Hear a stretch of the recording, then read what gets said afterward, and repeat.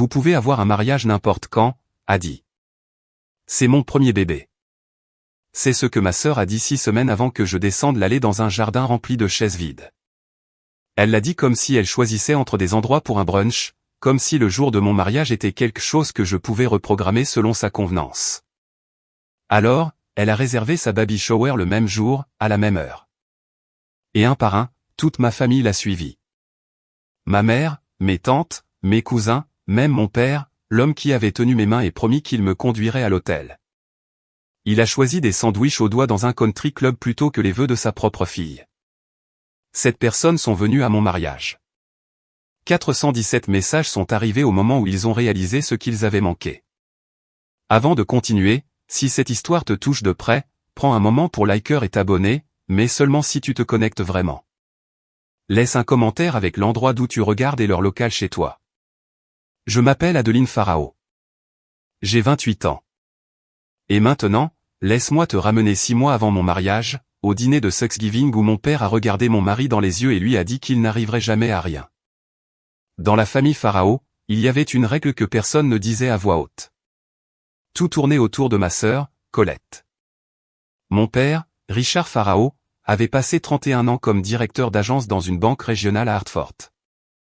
Respectable, stable, le genre d'homme qui portait les 3 mêmes cravates en rotation et appelait ça de la discipline. Ma mère, Diane, restait à la maison, organisait des clubs de lecture et s'assurait que la maison à Glastonbury ait toujours l'apparence qu'il fallait. Colonie blanche, volets noirs, hortensia le long de l'allée. De l'extérieur, nous ressemblions à une carte postale. De l'intérieur, les chiffres racontaient une autre histoire. Colette a épousé Brett Whitfield il y a 5 ans. Les Whitfield possèdent une entreprise d'immobilier commercial dans le comté de Fairfield. Ou du moins ils la possédaient. À l'époque, Brett était en or. Il a acheté à Colette un SUV Lexus, un bracelet Love Cartier, et surtout, il a acheté la loyauté de mes parents. Brett payait l'hypothèque de la maison de Glastonbury. Il avait donné à ma mère une carte de crédit supplémentaire. Il avait financé la rénovation de la nouvelle cuisine et en retour, toute la famille Farao traitait Colette comme si elle avait gagné le prix Nobel de la réussite. Colette n'a pas touché un chèque de paie depuis 6 ans. Elle se qualifie de mondaine et d'organisatrice d'événements, même si je n'ai jamais vu de preuve ni de l'un ni de l'autre. Mais dans ma famille, bien se marier équivaut à bien réussir. Et puis il y avait moi, Adeline, la plus jeune, celle qui travaillait en freelance comme illustratrice. Livre pour enfants, art éditorial, le genre de travail qui ne vient pas avec un bureau d'angle ou une carte de visite. Celle qui vivait dans un studio loué à New Haven avec des comptoirs tachés de peinture et un canapé d'occasion. Je n'en voulais pas à Colette d'avoir épousé un riche. J'en voulais au fait que cela faisait oublier à tout le monde que j'existais. J'ai rencontré Marcus Delaney lors d'une foire d'art à New Haven il y a 3 ans. Il se tenait devant l'une de ses propres peintures, une grande huile représentant une femme en train de lire sur une échelle de secours à Brooklyn, la lumière attrapant ses cheveux juste comme il fallait, et il fronçait les sourcils devant elle comme si elle lui devait de l'argent. J'ai ri, il s'est retourné, et quelque chose dans ses yeux, cette intensité calme et concentrée, m'a arrêté. Marcus est un peintre réaliste contemporain. Il travaille à l'huile, principalement des portraits et des paysages urbains. Et il a le genre de talent que les gens du monde de l'art décrivent comme rare et que ma famille décrit comme « pas un vrai travail ». Il vendait des pièces dans de petites galeries et prenait des commandes quand elles venaient. Certains mois étaient bons, certains mois nous mangions beaucoup de pâtes, mais nous construisions quelque chose d'honnête, et cela comptait plus pour moi que n'importe quel bonus trimestriel. Ma famille ne voyait pas les choses ainsi. Thanksgiving, 8 mois avant le mariage, j'ai amené Marcus à la maison de Glastonbury pour le dîner. Colette est arrivée dans la Lexus emportant 2 bouteilles de Cabernet de Napa Valley. 200 € la bouteille, elle s'est assurée de le mentionner. J'ai apporté une tarte que j'avais cuite moi-même. Ma mère a posé le vin sur la table de la salle à manger avec les 2 mains comme s'il s'agissait d'un sacrement. Elle n'a pas mentionné la tarte. Pendant la dinde, mon père s'est penché vers Marcus avec ce sourire particulier, celui qui fait semblant d'être amical. « Alors, Marcus, a-t-il dit, quand vas-tu avoir un vrai travail ?» Brett a ricané de l'autre côté de la table. Colette a incliné la tête et a dit, au moins Adeline a quelqu'un, n'est-ce pas? Sa voix trempée de pitié. Marcus n'a rien dit. Il a simplement glissé sa main sous la table et serré la mienne. Ce que personne ne savait, ce que je savais à peine moi-même, c'est que Marcus avait récemment terminé une grande peinture pour un nouveau client que notre propriétaire, Harold, lui avait présenté. Je n'ai pas posé de questions. Je ne pensais pas que c'était important. C'était la chose la plus importante qui nous soit jamais arrivée. Harold Branton était le genre d'homme que vous pouviez croiser sans le remarquer, sauf si vous faisiez attention. 67 ans, cheveux argentés, discret. Il portait la même veste en velours côtelé la plupart du temps et buvait son café noir dans une tasse ébréchée qui disait Chelsea NYC sur le côté. Il possédait la vieille maison victorienne sur Elm Street à New Haven, où Marcus et moi louions le studio du rez-de-chaussée. 800 € par mois pour un espace de vie et de travail avec des plafonds de 3,60 mètres et des fenêtres orientées au nord. Absurdement bon marché, même pour New Haven. Quand j'ai demandé à Harold pourquoi le loyer était si bas, il a haussé les épaules et a dit « Je préfère avoir des artistes dans l'immeuble que des comptables. » Sans offense aux comptables. Pour moi, Harold était simplement notre propriétaire, un gentil retraité amateur d'art qui nous avait laissé payer en retard une fois sans frais et qui nous apportait des tomates de son jardin en août. Mais Harold avait l'habitude de descendre pour regarder Marcus travailler. Il se tenait près du chevalet, café à la main, et disait des choses comme « La lumière sur la ligne de la mâchoire, pousse-la un peu plus chaude d'1 demi-degré. » Marcus ajustait, et la peinture se transformait. Un après-midi, Harold a dit quelque chose que j'ai presque oublié. Il a dit à Marcus « Ton travail me rappelle quelqu'un que je représentais autrefois et qui vend maintenant à 6 chiffres. » J'ai souri poliment. J'ai supposé qu'il était généreux. À peu près au même moment, Harold a mentionné qu'un ami voulait voir plus de travaux de Marcus. Il a demandé si Marcus pouvait photographier quelques pièces récentes et les lui envoyer. J'ai pensé que c'était une autre petite galerie, peut-être un collectionneur régional. Le monde a une drôle de façon de trouver le vrai talent, Adeline, m'a dit Harold un soir pendant que je lavais les pinceaux dans l'évier. Ça prend juste plus de temps quand on est honnête à ce sujet. J'aurais dû poser plus de questions, mais j'étais trop occupé à m'inquiéter pour le mariage. En janvier, Marcus m'a demandé en mariage. Pas de bague au début, juste une question posée doucement pendant que nous étions allongés sur le sol du studio, entourés de toiles à moitié terminées, la neige tombant dehors par la fenêtre. Il a ensuite sculpté une bague dans du noyer récupéré. C'était la plus belle chose que quiconque m'ait jamais offerte. J'ai appelé mes parents ce week-end-là pour partager la nouvelle. Nous avions fixé la date, 14 juin. Une petite cérémonie dans un jardin près de Mystic, dans le Connecticut. Rien d'extravagant. 42 invités, des fleurs sauvages, une arche que Marcus construisait avec du bois récupéré. La première réponse de mon père a été, 14 juin. Laisse-moi vérifier. Pas de félicitations. Pas de je suis si heureux pour toi. Laisse-moi vérifier. Il a rappelé 2 jours plus tard. Je serai là, ma chérie. Je te conduirai à l'hôtel. Je te le promets. J'ai tenu ces mots comme du verre. Ma mère a demandé, c'est bien, ma chérie. Combien ça coûte? Elle n'a pas demandé pour ma robe. Elle n'a pas demandé pour les fleurs. Elle n'a pas demandé si j'étais heureuse. Colette a envoyé un texto. Un seul. Félicitations. Dis-moi si tu as besoin d'aide pour quoi que ce soit. Puis, silence. Pas de suivi, pas d'appel, pas d'offre d'aider à planifier, à goûter les gâteaux ou à choisir un lieu. De la part de la sœur qui se présentait comme organisatrice d'événements, c'était suspect. Marcus et moi avons tout fait nous-mêmes. J'ai conçu les invitations à la main. Fleurs sauvages à l'aquarelle sur du carton crème, chacune légèrement différente. J'ai pensé au mariage de Colette 5 ans plus tôt. 300 invités, invitations en feuille d'or, un groupe de 12 musiciens. Mais j'adorais nos invitations. Elles étaient à nous. J'aurais dû savoir que quelque chose n'allait pas quand Colette n'a pas discuté de la date. Elle a toujours une opinion sur tout. Cette fois, elle n'a rien dit.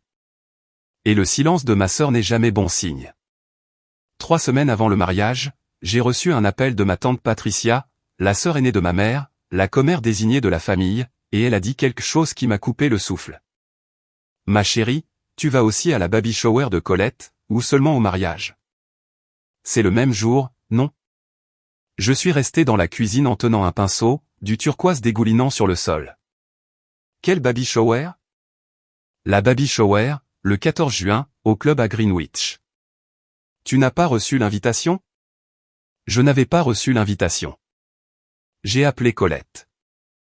Elle a répondu à la 3e sonnerie, sa voix lumineuse et répétée. Oh mon Dieu, a dit. Je n'avais pas réalisé que le lieu que Brett a réservé n'avait que le 14 juin de disponible. C'est tout un truc avec le traiteur et la société de location. Je ne peux plus le déplacer maintenant. Mais ton mariage est l'après-midi, n'est-ce pas? Peut-être que les gens peuvent faire les deux. Mon mariage était à 15h à Mystique. La baby shower de Colette était à midi à Greenwich, à 1h30 minimum. Personne ne pouvait faire les deux. Elle le savait. Je le savais. Les lois de la géographie le savaient. La baby shower se tiendrait au Greenwich Country Club, voiturier, traiteur par un restaurant français à Stanford, sac cadeau monogrammé à chaque place. Colette m'avait donné les détails comme si elle décrivait l'événement de quelqu'un d'autre, comme si c'était inévitable, un acte de Dieu. Mais voici la chose qui s'est installée dans mon estomac comme une pierre. Quand j'ai vérifié avec tante Patricia, elle a confirmé que Colette avait envoyé les invitations pour la baby shower 2 semaines avant que j'envoie mes save the date. 2 semaines avant, elle connaissait la date de mon mariage depuis des mois. Elle l'a choisi quand même. A dit, je suis vraiment désolé, a dit Colette, sa voix douce comme de l'arsenic. Mais c'est mon premier bébé. Tu comprends, n'est-ce pas? Tu peux avoir un mariage n'importe quand. J'ai appelé ma mère en premier. Maman, tu sais que mon mariage est ce jour-là. Une pause. Le genre de pause qui contient déjà la réponse. Je sais, ma chérie, mais Colette a vraiment besoin que la famille soit là. C'est son premier petit enfant pour ton père et moi. Est-ce que tu ne pourrais pas peut-être reporter de quelques semaines? J'ai déjà payé des arts, maman. Non remboursable. Nous avons envoyé les invitations. Eh bien, peut-être que tout le monde n'a pas besoin d'être aux deux. Je suis sûr que certaines personnes viendront à la tienne. Certaines personnes à mon mariage. Comme s'il s'agissait d'une soirée micro ouverte qui pourrait attirer quelques retardataires. J'ai appelé mon père ensuite. Il a fait ce que Richard Farao fait toujours quand il est confronté à un problème. Il a esquivé. Laisse-moi parler à ta mère. On va trouver une solution. Il n'a pas rappelé pendant 3 jours. Je lui ai envoyé un texto. Papa, tu me conduis toujours à l'hôtel? Il l'a lu. J'ai vu les doubles coches bleues. Pas de réponse. J'ai appelé encore et encore. À la 3e tentative, il a enfin répondu. Bien sûr, ma chérie, j'ai dit que je le ferais. Mais la façon dont il l'a dit, le creux dans sa voix, la façon dont les mots sortaient comme s'il les lisait sur une fiche, j'ai senti le sol se dérober sous mes pieds. Cette semaine-là, j'ai compté les RSVP. Sur 38 membres de la famille invités, 22 avaient déjà répondu non. Chacun d'eux allait, par coïncidence, à Greenwich. Je n'ai pas supplié. Je veux que tu le saches. J'ai demandé une fois. J'ai demandé clairement et je me suis dit que leur réponse, la vraie, celle transmise par le silence, la logistique et le « peut-être pas tout le monde a besoin d'être là », me dirait tout ce que j'avais besoin de savoir sur ma place. Ça m'a tout dit. Rachel, ma meilleure amie, une infirmière aux urgences qui ne supporte les bêtises de personne et qui me connaît depuis l'université, est celle qui m'a montré le tableau complet. Rachel avait été ajoutée au groupe de discussion de la famille Farao il y a des années, à l'époque où ma mère pensait que c'était gentil d'inclure les amis d'Adeline. Personne ne l'avait jamais retirée. Et parce que Rachel est Rachel, elle a fait des captures d'écran de tout. Elle m'a fait asseoir dans le studio un soir et m'a tout expliqué. Colette avait appelé chaque membre de la famille individuellement, pas un message de groupe, pas une mention en passant, des appels téléphoniques chirurgicaux conçus pour tirer chaque personne de son côté. À ma mère, Colette avait dit, « Maman, si tu vas au mariage d'Adeline à la place, je vais avoir l'impression que tu ne te soucies pas de ton premier petit enfant. » À tante Patricia, la mère de Brett vient. Si notre côté de la famille ne se montre pas, ce sera embarrassant. À mon père. Et celle-ci, Rachel l'avait en capture d'écran du groupe, Colette avait écrit, « Papa, Adeline comprendra. Elle a l'habitude d'être déçue. Elle a l'habitude d'être déçue. Ma propre sœur. Taper avec ses pouces et envoyer. Mais la coupure la plus profonde était financière. Brett payait l'hypothèque de mes parents, 3200 € par mois. Il avait donné à ma mère une carte de crédit qui couvrait les courses, les vêtements, les visites au salon. La famille Pharaon n'était pas seulement émotionnellement dépendante de Colette. Elle était financièrement enchaînée. Colette ne le disait jamais directement. Bien sûr, elle n'en avait pas besoin. L'implication vivait dans chaque geste. Si tu me contraries, l'argent s'arrête. Et mes parents, qui avaient construit leur retraite autour de la générosité de Brett, ne pouvaient pas se permettre de tester le bluff. Dans le groupe, Rachel m'a montré un dernier message de Colette. Honnêtement, le mariage d'Adeline est si petit, c'est à peine un événement. Elle épouse un peintre dans un jardin. Ce n'est pas comme s'il y avait une réception au Ritz. Je l'ai lu 2 fois. Puis j'ai fermé le téléphone. La veille du jour où j'ai envoyé le rappel final à ma famille, Marcus et moi étions assis ensemble dans le studio. La lampe suspendue projetait une lumière jaune chaude sur les toiles à moitié terminées et les bocaux de térébenthine. Dehors, les cigales commençaient. L'été à New Haven sonne comme un bourdonnement bas qui ne s'arrête jamais. Marcus nettoyait les pinceaux. Il n'a pas levé les yeux quand il a parlé. Nous n'avons pas besoin d'eux pour que ça devienne réel, Adeline. Une pause. Mais je sais que tu veux que ton père soit là. Je n'ai pas répondu tout de suite. Je fixais la toile sur laquelle il travaillait, une chaise solitaire dans une pièce vide, la lumière se déversant par une fenêtre. Ce n'était pas censé être à propos de moi, mais ça l'était. Cette nuit-là, j'ai rédigé un dernier message. Un texto de groupe à chaque membre de la famille qui avait été invité. Pas de culpabilisation, pas de désespoir, juste les faits. Date, heure, adresse, direction, et à la fin, une ligne, j'espère vous y voir. J'ai appuyé sur envoyer à 22h47. Pas une seule personne n'a répondu. Le lendemain matin, Rachel a appelé de Chicago. Elle avait déjà réservé un vol. Je serai là, a-t-elle dit. Je serai toujours là. Elle n'a pas demandé pour les autres. Elle savait déjà. Le 14 juin était dans 12 jours. J'avais une robe suspendue dans le placard, dentelle vintage trouvée dans une boutique de dépôt-vente à Mystique, retouchée pour moi par une couturière qui m'avait fait payer 80 € et m'avait dit que je ressemblais à Grace Kelly. J'avais commandé des fleurs auprès d'une ferme locale. J'avais 42 chaises installées dans un jardin. Ce que je n'avais pas, c'était un seul membre de la famille qui m'avait choisi. Mais je vais te dire ce que je n'avais pas non plus, je n'avais plus l'envie de supplier. Et ça, je pense, c'était la première fois que je sentais quelque chose basculer. 14 juin, 7h. Le matin de mon mariage, Rachel était assise en tailleur sur le comptoir de la salle de bain en train de me maquiller. Précision niveau hôpital, disait-elle, et j'essayais de respirer normalement. Ma robe était suspendue à la porte du placard. Mon bouquet, des pivoines blanches et de la lavande d'un stand de ferme à Stonington, était dans un bocal maçonne sur la table de la cuisine. Mon téléphone a vibré. Papa. J'ai décroché. Rachel observait mon visage. Adeline, ma chérie. Sa voix semblait avoir été poncée jusqu'à rien. Je ne sais pas comment dire ça. Ta mère et moi la baby shower de Colette commence à midi. Et avec le trajet, je ne pense pas qu'on puisse arriver à Mystique pour 15 heures. 8 secondes. Je les ai comptées. 8 secondes de silence était toute l'architecture de mon enfance. Chaque carte de la fête des pères, chaque « papa, regarde ce que j'ai dessiné ». Chaque fois que j'avais choisi de croire qu'il m'aimait autant, tout s'est effondré comme une maison construite sur du sable. Tu avais promis, papa. Je sais, et je suis désolé, mais c'est le premier bébé de Colette. Tu auras d'autres moments. Non, ma voix n'a pas tremblé. Je suis fier de ça. C'est le seul jour de mon mariage, papa. Il n'y en aura pas d'autre. Ne rends pas ça plus difficile que nécessaire. J'ai raccroché. J'ai posé le téléphone écran vers le bas sur le comptoir.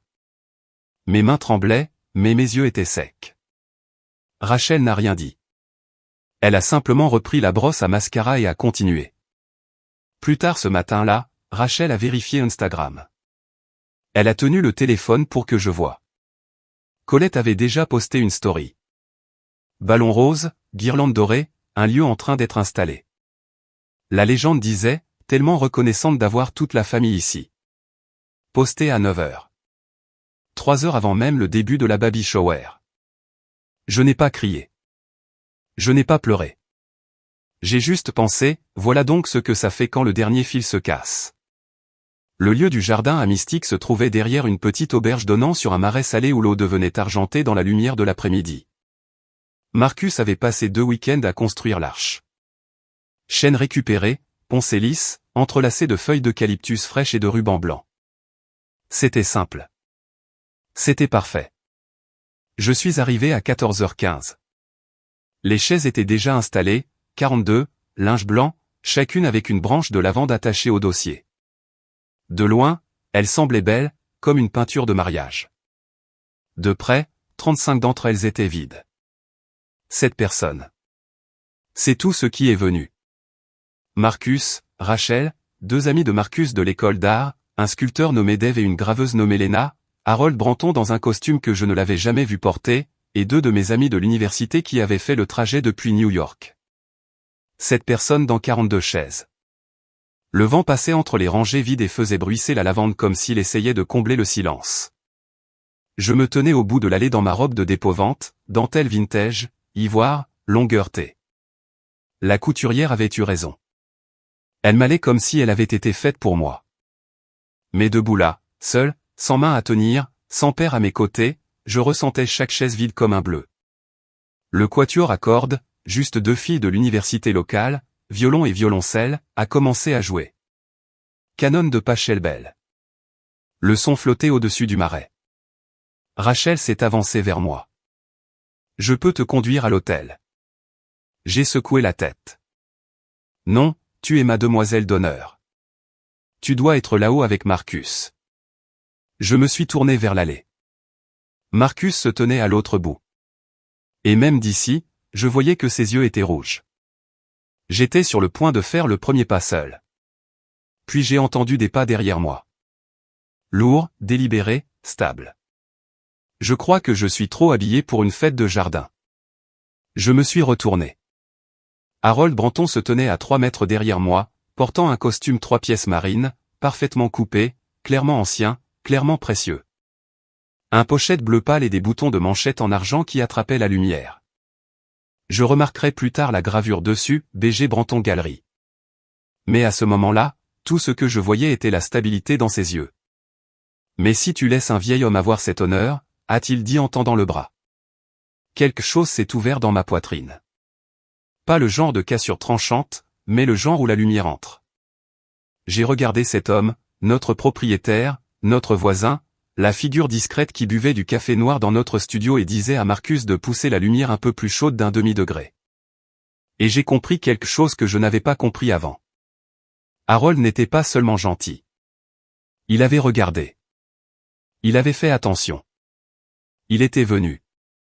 Harold, tu n'es pas obligé. Je sais que je ne suis pas obligé. Je veux le faire. Sa voix était calme, ferme. Ton père devrait être là. Mais puisqu'il ne l'est pas, quelqu'un qui te valorise vraiment devrait l'être. J'ai pris son bras. Nous avons marché. Les 7 personnes dans ces chaises se sont levées. Rachel pleurait déjà. Dave et Lena souriaient. Marcus au bout de l'allée pressait le dos de sa main contre sa bouche. La cérémonie a duré 12 minutes. Notre officiant, un juge à la retraite que Marcus connaissait grâce à un projet artistique communautaire, l'a gardé courte. Nous avons prononcé nos vœux. Marcus avait écrit les siens sur un morceau de toile apprêté au gesso. J'avais écrit les miens au dos de l'une de mes illustrations. Nous avons tous les 2 pleuré. Nous avons tous les 2 ri. 7 personnes ont applaudi. Et dans ce jardin cet après-midi de juin, ça suffisait. C'était plus que suffisant. Je vais faire une pause ici 1 seconde. Si Harold qui intervient a fait se serrer ta poitrine comme la mienne ce jour-là, tu sais déjà pourquoi cette histoire compte. Mon père avait eu 30 ans pour être là pour moi. Harold me connaissait depuis 2 ans, mais il était là. Si tu as déjà eu quelqu'un d'inattendu combler un espace que la famille a laissé vide, raconte-le-moi en commentaire. Je lis chacun d'entre eux. Et si tu veux savoir ce qui s'est passé ensuite, parce que crois-moi, l'histoire ne s'arrête pas à l'hôtel, reste avec moi. Après la cérémonie, nous avons tenu la réception dans le même jardin. Il n'y avait pas de salle de bal, pas de DJ, pas de gâteau à 5 étages. Nous avons commandé des pizzas d'un endroit en centre-ville de Mystique. Rachel avait apporté 3 bouteilles de vin, rien de sophistiqué, juste quelque chose qu'elle aimait. Dave a connecté son téléphone à une enceinte portable et nous avons dansé sur l'herbe jusqu'à ce que les lucioles sortent. C'était joyeux. C'était imparfait. C'était à nous. Mais quand la musique s'est éteinte et que Marcus aidait Dave à plier les tables, je me suis assise sur l'une des chaises vides et j'ai ouvert mon téléphone. 0 message de ma famille. Pas un seul. Pas de félicitations. Pas de désolé on n'a pas pu venir. Pas de on pense à toi aujourd'hui. Rien. Comme si l'événement n'avait pas eu lieu. Comme si je n'avais pas eu lieu. J'ai ouvert Instagram. Je savais que je ne devrais pas. Mais je l'ai fait. Colette avait posté 14 photos. Le Greenwich Country Club, ballon rose et doré, une table de dessert qui avait probablement coûté plus que tout mon mariage. Tante Patricia riant avec une coupe de champagne. Oncle Tom tenant un sac cadeau. Et mon père. Mon père debout à côté de Colette, sa main posée sur son ventre, souriant. La dernière photo était un selfie. Colette au centre, rayonnante, entourée de visages que j'avais invités à mon mariage. La légende disait, entourée d'amour. La famille, c'est tout. La famille, c'est tout.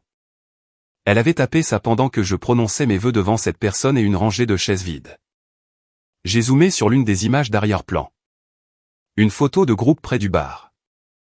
Brett était dans le coin éloigné, tourné dos à l'appareil, téléphone collé à l'oreille, mâchoire serrée. Il avait l'air stressé. Ça m'a paru étrange pour une célébration, mais je l'ai rangé dans un coin et je n'y ai plus pensé. Pas à ce moment-là. Cette nuit-là, de retour dans le studio, Marcus et moi étions allongés sur le vieux futon qui servait aussi de canapé. Les fenêtres étaient ouvertes et le son des grillons entrait comme de la musique. Nous avions pris la lavande des chaises et l'avions mise dans des bocaux partout dans l'appartement. Ça sentait comme si le mariage nous avait suivis à la maison. Marcus fixait le plafond. Sa main était dans la mienne. J'ai épousé la femme la plus talentueuse, la plus têtue, la plus belle que j'ai jamais connue, a-t-il dit. Dans un jardin avec 7 témoins. Il s'est tourné vers moi. Et je ne l'échangerai pas contre une salle de bal avec 300 personnes. J'ai essayé de sourire. J'ai presque réussi. Je n'arrête pas de penser que peut-être si j'avais essayé plus fort. Appelé une fois de plus. Tu as appelé assez, a-t-il dit. Sa voix était douce mais définitive, comme une porte qui se ferme sur une pièce où je n'avais pas besoin d'entrer. Tu as appelé plus qu'assez, Adeline. Ça m'a frappé alors. Pas la tristesse pour moi, mais la tristesse pour lui. Marcus s'était tenu au bout de cette allée à regarder sa mariée marcher vers lui avec un propriétaire de 67 ans parce que son propre père ne s'était pas donné la peine. Il méritait une famille qui nous acclamait. Il méritait mieux que des chaises vides. Tu méritais un vrai mariage, ai-je murmuré. Avec une famille qui nous acclame. C'était un vrai mariage, a dit Marcus. Harold était là. Rachel était là. C'est plus une famille que le sang ne t'en a donné aujourd'hui. J'ai pleuré alors, doucement contre son épaule. Pas parce que j'étais brisé, mais parce que j'étais fatigué de tout tenir debout. Je ne le savais pas alors, mais Marcus avait un secret. Quelque chose qu'Harold l'avait aidé à faire au cours des derniers mois. Quelque chose qu'il m'avait délibérément caché pour que le jour de notre mariage ne soit pas question d'argent. Quelque chose qui allait tout changer en quelques semaines. Une semaine est passée, puis une autre. Pas un seul membre de ma famille n'a pris contact. Le 8e jour, j'ai envoyé un dernier message.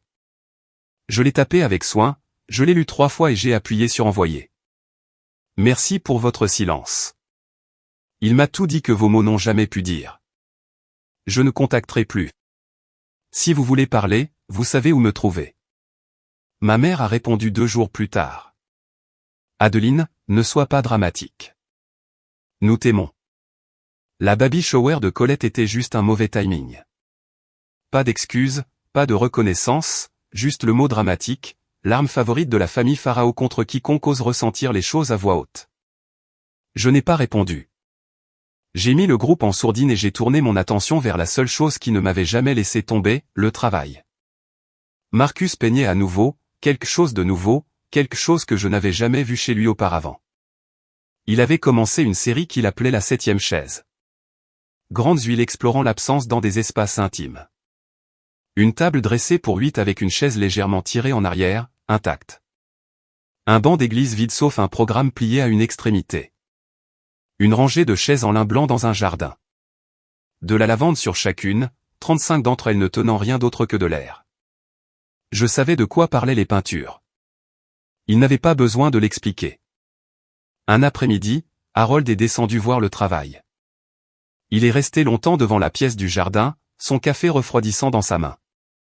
Puis il a sorti son téléphone et a tapé quelque chose. Il n'a pas dit à qui il envoyait un message. Je n'ai pas demandé. J'ai arrêté d'attendre des excuses qui ne viendraient jamais.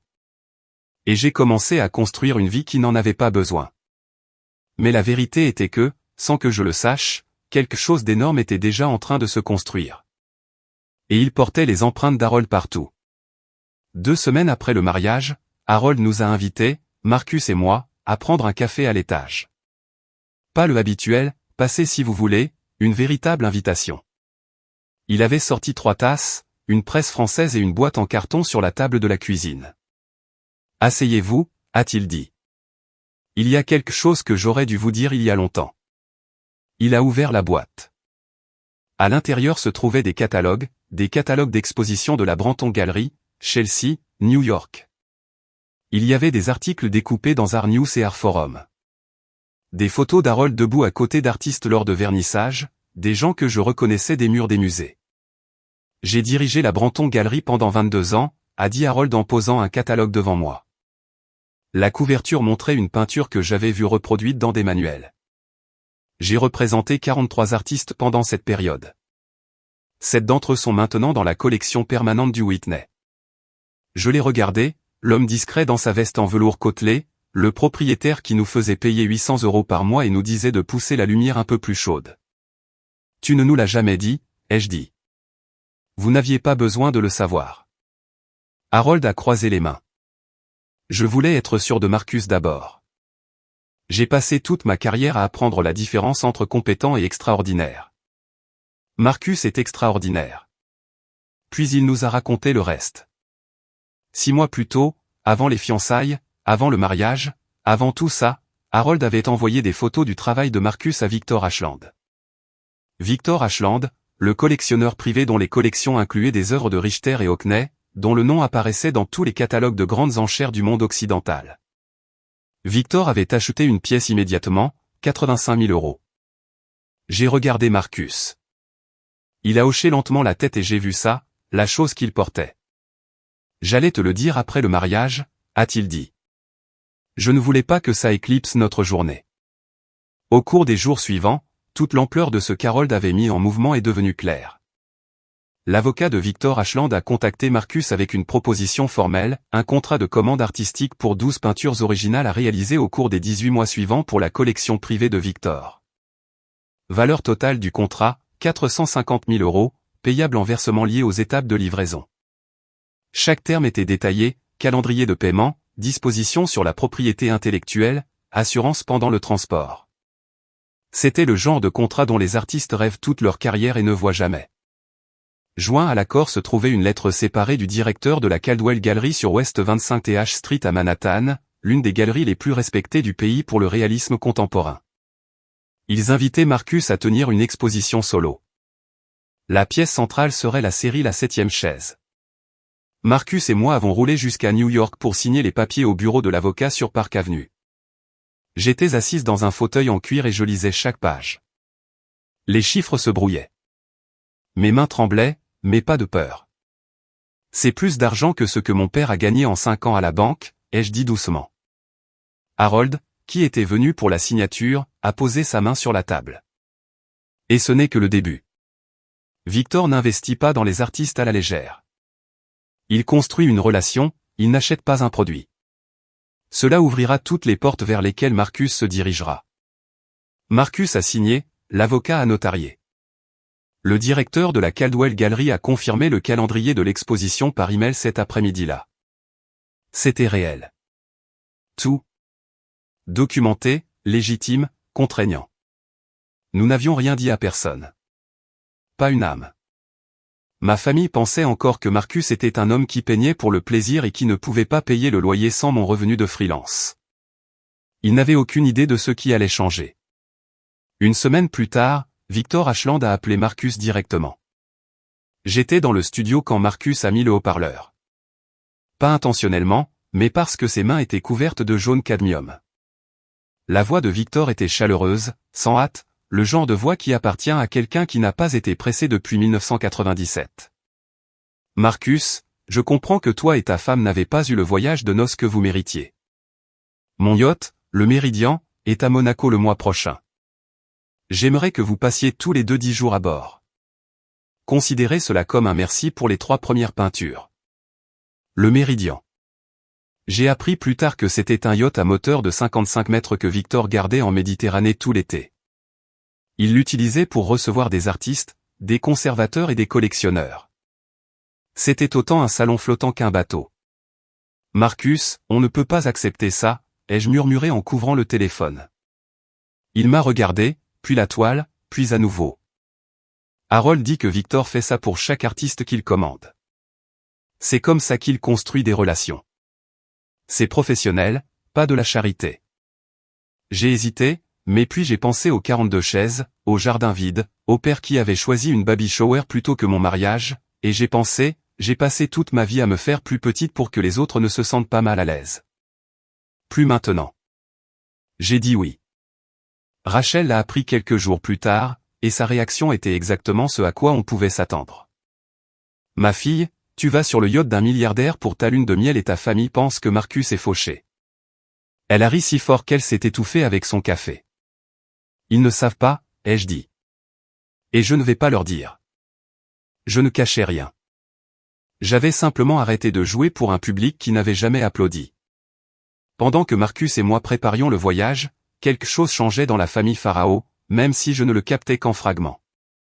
Tante Patricia, la seule parente qui m'envoyait encore des textos de temps en temps, a mentionné en passant que l'entreprise d'immobilier de Brett Whitfield avait rencontré des difficultés. 2 grands projets de développement étaient tombés à l'eau. Le financement s'était effondré. Les détails étaient vagues, mais les conséquences ne l'étaient pas. La Lexus de Colette avait disparu, remplacée par un Honda CR-V d'occasion. Colette, qui postait sur Instagram comme certaines personnes respirent, était restée silencieuse pendant 2 semaines entières. Pour elle, c'était l'équivalent d'un signal de détresse. Puis, pour la première fois depuis plus d'1 mois, ma mère a appelé. Salut ma chérie. Comment vas-tu? Sa voix avait cette luminosité particulière, celle qui essaie trop fort. Écoute, est-ce que toi et Marcus voulez venir dîner ce dimanche? Ton père a fait griller la semaine dernière et c'était délicieux. On adorerait vous voir. Je me suis appuyé contre le mur du studio. Je suis occupé, maman. Oh, d'accord. Une pause. Eh bien, ton père te dit bonjour. J'ai raccroché et je suis resté là 1 minute, le téléphone chaud dans ma main, ressentant le poids familier. Je savais exactement pourquoi elle avait appelé. Quand l'argent de Brett coulait, je n'existais pas. Maintenant qu'il se tarissait, la famille Farao redécouvrait soudain sa fille cadette. Ce qu'aucun d'eux ne savait, ce que je ne comprenais pas encore pleinement moi-même, c'est que 3 semaines plus tard, une seule photographie allait faire ressembler l'argent de Brett Whitfield à de la petite monnaie. J'ai fait ma valise. Marcus a fait ses carnets de croquis. Nous avons volé vers Nice un mardi matin de juillet. Et quand nous sommes montés à bord du Méridien, j'ai regardé la Méditerranée et j'ai pensé, voilà donc ce que ça fait quand le monde te rattrape enfin. Le Méridien n'était pas un bateau. C'était une cathédrale flottante. Notre cabine avait un balcon privé qui s'ouvrait sur une eau si bleue qu'elle semblait artificielle. La salle de bain avait des sols en marbre. Les draps étaient en coton égyptien, et quelqu'un avait placé des gardénias frais sur la table de nuit avant notre arrivée. Je me tenais sur le balcon le premier matin, pieds nus, portant une robe en lin que j'avais achetée sur un marché à Nice pour 40 €, et je regardais la côte de Monaco défiler comme une peinture que Marcus n'avait pas encore faite. Le troisième soir, Victor a organisé un dîner sur le pont supérieur. 8 invités, 2 collectionneurs de Londres, un conservateur du Tate, un critique d'art basé à Berlin, et leurs partenaires respectifs. La table était dressée avec du cristal et du lin blanc. Des bougies vacillaient à l'intérieur de verres tempête.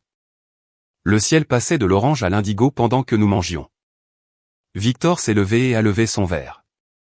J'aimerais vous présenter Marcus Delaney, le peintre réaliste le plus excitant que j'ai rencontré en 2 décennies. Son exposition à venir à la Caldwell Gallery s'appellera La 7e chaise. Je pense que vous trouverez son travail extraordinaire.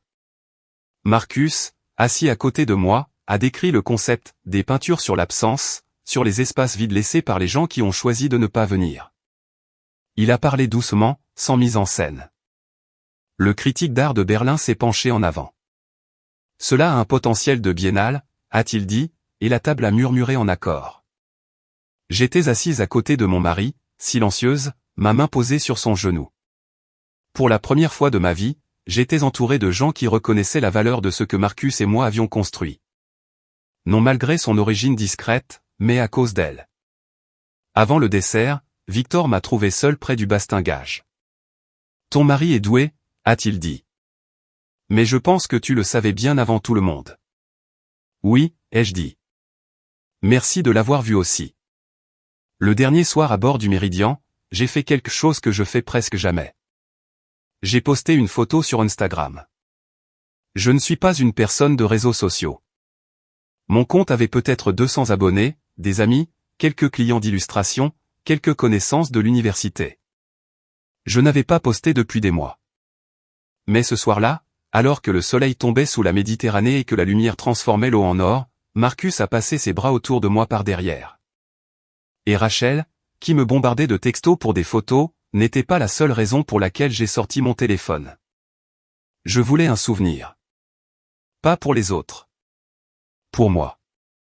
La photo, moi debout à la proue du Méridien, portant une robe de soie blanche que j'avais trouvée dans une boutique à Nice. Marcus derrière moi, son menton posé sur mon épaule. La côte de Monaco au loin dans la douceur. Sur la table à côté de nous, un verre de champagne et, à moitié visible, le catalogue de l'exposition de la Caldwell Gallery avec le nom de Marcus sur la couverture. J'ai écrit la légende en moins de 10 secondes. Lune de miel avec mon mari. Reconnaissante pour les gens qui sont venus. Pas de tag, pas d'explication, pas de drame, juste une phrase et une photo. J'ai posté à 21h heure européenne, 3h du matin sur la côte est. Puis j'ai mis mon téléphone dans le tiroir de la table de nuit, j'ai embrassé Marcus bonne nuit et je me suis endormi en écoutant l'eau contre la coque. Quand je me suis réveillé le lendemain matin, j'ai tendu la main vers mon téléphone par habitude. L'écran était un mur de notifications. J'ai dû faire défiler pendant presque une minute entière pour voir le bas. 417 appels et messages manqués. La même famille qui n'avait pas pu envoyer un seul texto le jour de mon mariage avait soudain beaucoup à dire sur l'endroit où j'avais passé ma lune de miel. 417. Ce n'est pas une faute de frappe. Je vais laisser ce chiffre s'imprégner une seconde. La même famille qui n'avait pas pu envoyer un seul texto le jour de mon mariage avait soudain beaucoup à dire quand ils ont vu où j'étais. Si tu regardes encore, d'abord merci. Et ensuite, qu'aurais-tu fait?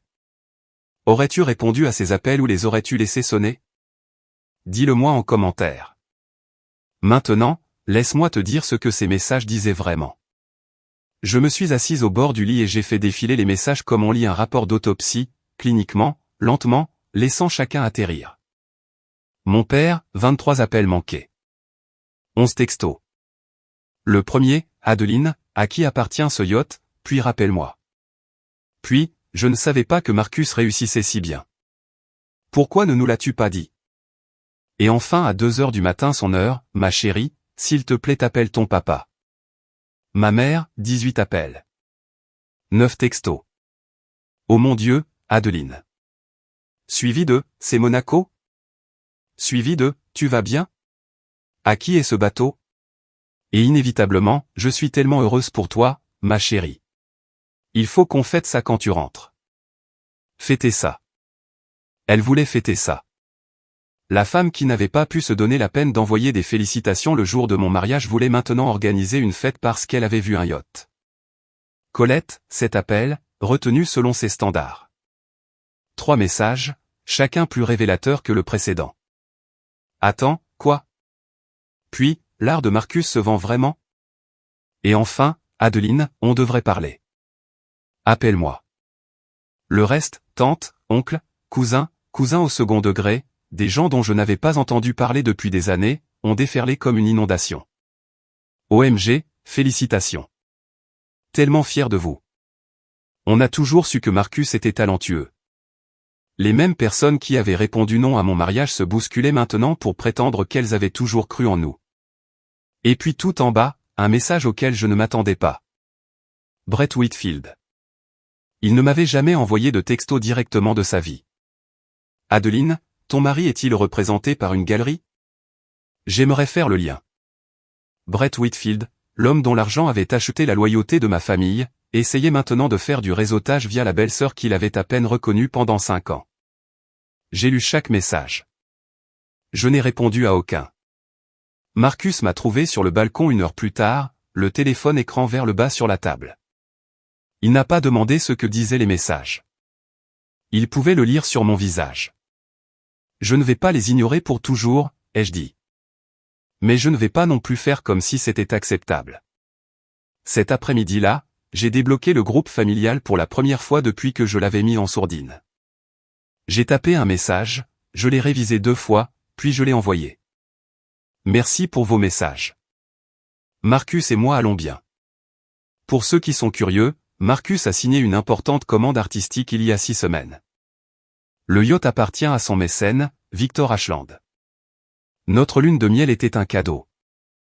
Je veux être honnête. Je ne vais pas faire semblant que votre absence le 14 juin ne m'a pas fait mal. Ça m'a fait très mal. Mon père avait promis de me conduire à l'hôtel et a choisi de ne pas le faire. Ma mère a choisi une baby shower plutôt que le mariage de sa fille. Ma sœur a programmé son événement le jour de mon mariage délibérément. Je ne suis pas en colère, mais j'ai besoin d'espace. Quand je serai prête à parler, je contacterai. Merci de respecter cela. J'ai appuyé sur envoyer. Puis j'ai remis le téléphone dans le tiroir. Pendant 4 heures, personne n'a répondu. J'imagine qu'il le lisait en grappe, rassemblé autour du comptoir de la cuisine de quelqu'un, passant le téléphone, relisant, se regardant dans le silence particulier des gens qui viennent d'être pris sur le fait. Mon père a appelé à 20 heures. Je n'ai pas répondu. 1 heure plus tard, Colette a posté une story Instagram. Une photo d'une table de dîner magnifiquement dressée, éclairage chaud, verre à vin. La légende, dîner de famille ce soir. Il en manque une. Il en manque une. Comme si j'avais simplement oublié de venir, comme si c'était moi qui étais parti. Certaines personnes n'arrêtent jamais de réécrire l'histoire, même quand toute la pièce connaît déjà la vérité. 3 semaines après notre retour de Monaco, la Caldwell Gallery a publié le communiqué de presse. Marcus Delaney, exposition solo La 7e chaise. Il est parti vers toutes les grandes publications d'art du pays. Art News a fait un aperçu. Arnett l'a repris le même jour. Et puis celle qui comptait le plus, un article dans la section art du New York Times avec une photo de Marcus debout à côté de la pièce centrale de l'exposition. La peinture, un jardin rendu dans une lumière lumineuse d'après-midi, une arche de bois récupérée entrelacée d'eucalyptus. 42 chaises blanches avec de la lavande sur chacune, s'étendant en rangées nettes sur une pelouse verte. 7 d'entre elles contenaient des figures, chaudes, vivantes, peintes avec la tendresse que Marcus réserve aux gens qu'il aime. Les 35 autres étaient vides. La lumière du soleil tombait sur les sièges vacants comme une question à laquelle personne ne voulait répondre. Le titre, 14 juin. Prix, 120 000 €. Déjà vendu. Victor l'avait revendiqué avant même l'ouverture de l'exposition.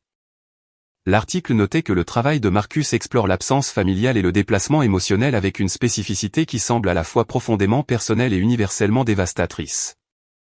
Il mentionnait la collection privée de Victor Ashland. Il mentionnait l'héritage de la Branton Gallery. Il utilisait le mot extraordinaire. Le soir du vernissage, 200 personnes remplissaient la galerie. Collectionneurs, conservateurs, critiques. Adeline se tenait à côté de Marcus dans une simple robe noire, regardant des inconnus pleurer devant des peintures nées du pire jour de sa vie. Un journaliste du Times a approché Marcus. Le titre, 14 juin. Est-ce autobiographique? Marcus n'a pas hésité. Oui, c'était le jour de mon mariage. Cet invité, 42 chaises. La pièce est devenue silencieuse. Puis les questions ont commencé. Au matin, l'histoire était partout. Je ne l'avais pas prévu. Marcus ne l'avait pas prévu. Mais la vérité, une fois qu'elle trouve une scène, n'a pas besoin de permission. Mon père a vu l'article en premier. Quelqu'un le lui a transmis. Je n'ai jamais su qui. Mais je peux l'imaginer assis à la table de la cuisine à Glastonbury, lunettes de lecture sur le nez, le New York Times ouvert sur son iPad, et voyant ses 42 chaises rendues à l'huile avec la précision d'un homme qui se souvient de chaque détail du jour où son beau-père n'est pas venu. Ma mère a appelé. Sa voix s'est brisée d'une façon que je n'avais jamais entendue auparavant. Adeline, ton père a vu la peinture. Il n'a pas parlé depuis des heures. Il reste juste assis là. Maman, ce n'est pas moi qui l'ai peinte, ai-je dit. C'est Marcus qui l'a faite. Il a peint ce qui s'est passé. Elle n'a pas eu de réponse à ça. La réaction de Colette était différente. Elle n'était pas triste. Elle était furieuse. Pas contre elle-même, mais contre l'exposition. En quelques jours, ses amis ont commencé à poser des questions. Attends, le mari de ta sœur? C'est Marcus Delaney? Pourquoi n'étais-tu pas à son mariage? Colette, qui avait passé des années à entretenir un récit d'unité familiale et de grâce sociale, ne pouvait soudain plus expliquer le vide. L'image qu'elle avait construite sœur aimante, fille dévouée, centre de l'univers Pharaon avait un trou de la taille de 42 chaises. Brett a appelé Marcus directement. Et Marcus, félicitations. Écoute, j'ai quelques clients qui pourraient être intéressés par une commande. Marcus l'a coupé poliment. Merci, Brett, mais je travaille exclusivement via ma galerie maintenant. Harold et Caldwell gèrent toutes mes commandes. Pendant ce temps, tante Patricia m'a envoyé une capture d'écran du groupe familial, celui dont je ne faisais plus partie. Colette avait écrit, elle fait ça pour nous humilier. Et mon père, pour la première fois de sa vie, avait répondu, peut-être qu'on aurait dû aller au mariage. La réponse de ma mère, ne commence pas, Richard. Même maintenant, même avec la vérité sur un mur de galerie pour 200 personnes à voir, personne dans ma famille ne pouvait dire les mots simples, nous avions tort. 2 mois après l'ouverture de l'exposition, un avis est apparu dans le registre des entreprises du Connecticut. Cela aurait été anodin pour la plupart des gens. Whitfield Property LLC, l'entreprise familiale de Brett, avait déposé une demande de protection au titre du chapitre 11 de la faillite. Les détails sont sortis lentement, puis d'un coup. 2 développements ratés à Stanford. Un défaut de prêt de construction, des créanciers qui se pressaient. L'entreprise qui avait autrefois fait de Brett le gendre en or de la famille Pharaon était maintenant un nom sur un dépôt judiciaire. Les conséquences ont touché mes parents en quelques semaines. Brett a arrêté de payer l'hypothèque de la maison de Glastonbury, 3 200 € par mois, disparue du jour au lendemain. La carte de crédit supplémentaire de ma mère a été annulée. Colette, qui n'avait jamais eu à penser à l'argent, a commencé à vendre ses bijoux via un site de dépôt-vente de luxe. Le bracelet Cartier, un pendentif Tiffany, des pièces qu'elle avait autrefois affichées comme des trophées. Mon père m'a appelé, la première fois depuis l'article. Adeline, je ne sais pas comment dire ça. Sa voix était mince, fatiguée. Ta mère et moi, on risque de perdre la maison. Je sais que je n'ai pas le droit de demander, mais est-ce qu'il y a une possibilité? J'ai laissé le silence s'installer. Je pense qu'il avait besoin de l'entendre. Le même silence que j'avais entendu le matin de mon mariage quand il m'avait dit qu'il ne viendrait pas. Papa, ai-je dit, je vais être honnête avec toi. Il y a 6 mois, tu as choisi la fête de Colette plutôt que mon mariage. Tu as brisé une promesse. Tu m'as laissé descendre l'allée avec notre propriétaire parce que venir pour moi ne valait pas le trajet. Je l'entendais respirer. Je ne vais pas dire non pour aider, mais j'ai besoin que tu comprennes quelque chose d'abord. Je ne suis pas ton plan B. Je suis ta fille, et tu m'as traité comme si j'étais optionnel. Il n'a pas parlé pendant longtemps. Puis doucement, tu as raison. Ce n'était pas assez, mais c'était un début. Colette a appelé 2 jours plus tard. C'était la première fois que nous parlions depuis avant le mariage. Elle a commencé avec de la tendresse. Tu me manques, Adi. Le surnom, la voix qu'elle utilisait quand elle voulait quelque chose. Puis en moins de 30 secondes, le masque est tombé. Brett a tout perdu. Maman et papa ont besoin d'aide. Toi et Marcus vous vous en sortez si bien maintenant. Est-ce qu'on ne peut pas simplement passer à autre chose? Passer à autre chose de quoi exactement? J'ai gardé ma voix égale, pas froide, juste claire. Tu as programmé ta baby shower le jour de mon mariage. Tu as appelé chaque membre de la famille et leur as dit de te choisir. Tu as dit à papa que je pouvais avoir un mariage n'importe quand. Tu te souviens de ça? Silence. Puis, j'étais enceinte, Adeline. J'étais hormonale et effrayée et toi tu calculais. Je l'ai dit sans malice, juste un fait. Et c'est d'accord. Je ne suis pas là pour te punir. Mais j'ai besoin que tu saches. Je le vois clairement maintenant. Je l'ai toujours vu. J'ai juste choisi de l'ignorer parce que je voulais une famille. J'entendais sa respiration changer, le calme travailler qui vacillait. Je t'aime, Colette, mais je ne laisserai plus jamais l'amour être utilisé comme une laisse. Si tu veux une relation avec moi, ça commence par l'honnêteté, pas par une demande d'argent. Elle a raccroché. Elle n'a pas rappelé pendant 3 semaines. J'ai posé le téléphone et je suis allé dans le studio où Marcus terminait la 9e peinture de la série. Une longue table avec 11 couverts, une chaise tirée en arrière, une serviette pliée mais intacte. Il a levé les yeux quand je suis entré. Comment ça s'est passé? Elle a raccroché. Il a hoché la tête. Elle rappellera. Peut-être, mais elle rappellera différemment ou elle ne rappellera pas du tout. Ce sont les 2 seules options que j'accepte. Marcus est retourné à sa peinture. J'ai pris mon stylo d'illustration. Les grillons chantaient dehors, indifférents à tout ça. 6 mois plus tard, je me tenais dans la cuisine d'une maison que je possédais. C'était petit, un cottage de 2 chambres à Westport, dans le Connecticut, à 10 minutes de l'eau. Bardage blanc, volets bleus, une véranda qui faisait le tour du côté. Le rez-de-chaussée avait été transformé en studio pour Marcus. Ventilation adéquate, lumière orientée au nord, une porte qui s'ouvrait sur un jardin où au printemps je prévoyais de faire pousser de la lavande. Nous l'avions payé intégralement. Pas d'hypothèque, pas d'aide, personne d'autre que nous sur l'acte. Marcus avait terminé la série La 7e chaise, 12 peintures qui avaient été accrochées à la Caldwell Gallery pendant 3 mois. Presque chaque pièce s'était vendue. Le revenu total dépassait 600 000 €, et la liste d'attente pour sa prochaine série grandissait déjà. Victor Ashland avait proposé une 2e commande. 2 galeries européennes avaient pris contact. Ma propre carrière avait aussi changé. Un grand éditeur de livres pour enfants m'avait offert un contrat d'illustration multilivre après avoir vu mon travail au vernissage de Caldwell. Quelqu'un de leur département artistique avait assisté et reconnu mon style éditorial.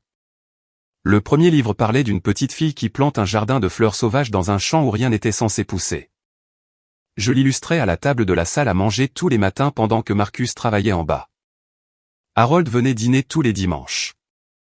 Il faisait le trajet depuis New Haven dans sa vieille Volvo, apportait une bouteille de vin, rien d'extravagant, toujours bon, et s'asseyait à notre table comme s'il avait toujours été là, parce que dans tous les sens qui comptaient, il l'avait toujours été. Un dimanche, j'ai servi du poulet rôti avec des herbes du jardin. Harold a levé son verre. À la 7e chaise, a-t-il dit. Marcus a fait teinter son verre contre celui d'Harold. J'ai fait teinter le mien contre les 2. Cette personne a un mariage et chacune d'entre elles est encore dans ma vie. Un mardi après-midi d'octobre, j'ai entendu une voiture s'engager dans l'allée de gravier. Personne n'avait appelé à l'avance. J'ai ouvert la porte d'entrée et j'ai trouvé mon père debout sur la véranda. Il portait une chemise en flanelle et un pantalon kaki. Ses mains étaient dans ses poches. Il avait l'air plus vieux que dans mon souvenir, pas à cause du temps qui passe, mais à la façon d'un homme qui portait quelque chose de lourd et ne pouvait pas le poser. Je ne suis pas venu demander quoi que ce soit, a-t-il dit. J'ai attendu. Je suis venu te dire que je suis désolé. Pas le genre de désolé qui attend le pardon, le genre qui sait qu'il ne le mérite pas.